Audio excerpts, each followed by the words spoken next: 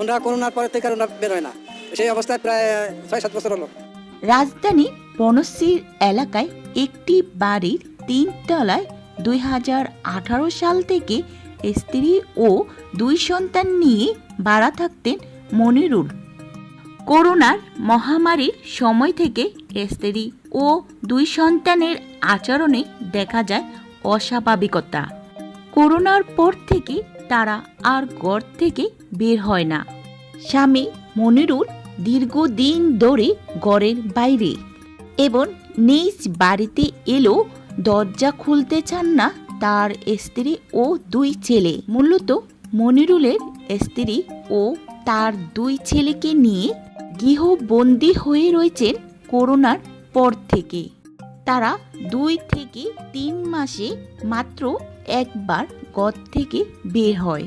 শুধু তাই নয়, ১৬ ও ২১ বছর বয়সী ২ ছেলের পড়াশোনাও বন্ধ ৫ বছর ধরে। আগে ছিল করোনার ভয়ে বেরোতো না, আর সেই অবস্থায় প্রায় ৬ থেকে ৭ বছর ধরে চলে আসছে। স্বামী মনিরুল সপ্তাহে ১ দিন বাজার করে দেয়, বাইরে দাঁড়িয়ে থাকে। ২ থেকে ৩ ঘন্টা পরে ওই বাজারটা ভিতরে নেওয়া হয়। আর এই সময় আচরণে উদ্বিগ্ন হয়ে বাড়ি ছাড়া নোটিশ দিলেও তা মানতে নারাজ মা ও ছেলেরা। সর্বশেষে বাড়ির মালিক পুলিশের দ্বারস্থ হন, করেন সাধারণ ডায়েরি। পুলিশ বাড়িতে গেলেও দরজা খোলেননি ওই নারী ও ২ ছেলে।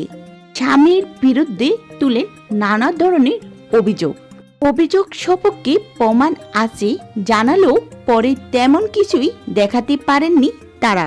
মূলত স্বামীর বিরুদ্ধে এসব পরকীয়া ও হত্যা চেষ্টার অভিযোগ ভিত্তিহীন।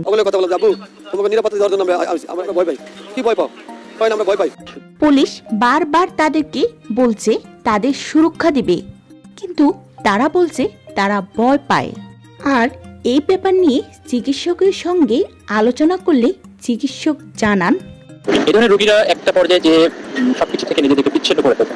মানসিক অসুস্থতা বা বিভ্রান্ত বিশ্বাসের কারণে এই ধরনের আচরণ দেখা দিতে পারে। বিশেষ করে রোগীদের মধ্যে ডিলিউশনাল বিশ্বাস তৈরি হলে তারা কাছের মানুষকেও সন্দেহ করে এবং নিজেকে একাকী বা আবদ্ধ রাখে। যেমন তারা বাইরে বের না হতে পারে, তারা সবসময় ঘরে আবদ্ধ থাকতে পারে। তাই এই পরিবারকে চিকিৎসকের পর্যবেক্ষণ এনে ধীরে ধীরে স্বাভাবিক জীবনে ফেরানো সম্ভব। পরিস্থিতি বর্তমানে নিয়ন্ত্রণ রয়েছে। এলাকাবাসী ও কর্তৃপক্ষের নজরদারিতে এই পরিবারকে যথাযথ চিকিৎসা ও সহায়তা দেওয়ার চেষ্টা চলছে।